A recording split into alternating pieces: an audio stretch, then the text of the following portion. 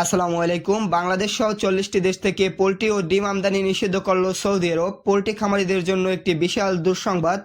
এ বিষয় সম্পর্কে বিস্তারিত আপনাদেরকে আপডেট জানিয়ে দেব। তার আগে একটি রিকোয়েস্ট থাকবে, যারা এখন পর্যন্ত পটুয়াখালী পোল্ট্রি খামার ইউটিউব চ্যানেলটি সাবস্ক্রাইব করেননি, আমাদের এই চ্যানেলটি সাবস্ক্রাইব করে দিবেন। দেখতে পাচ্ছেন এই বিষয় সম্পর্কে যমুনা টেলিভিশন তাদের ওয়েবসাইটে একটি আপডেট জানিয়ে দিয়েছে। তারা এখানে জানিয়েছে বাংলাদেশ সহ বিশ্বের 40টি দেশ থেকে পোল্ট্রি ও ডিম আমদানি নিষিদ্ধ করেছে সৌদি আরব।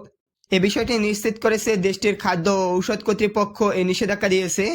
এছাড়া আরও 16টি দেশের নির্দিষ্ট কিছু অঞ্চল থেকে ডিম আমদানি নিষেধাজ্ঞা দিয়েছে। তারা এই খবরে একটি রেফারেন্স ইউজ করেছে গালফ নিউজের।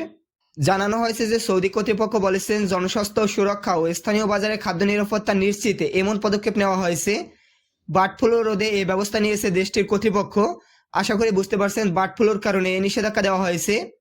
ধন্যবাদ সকলকে।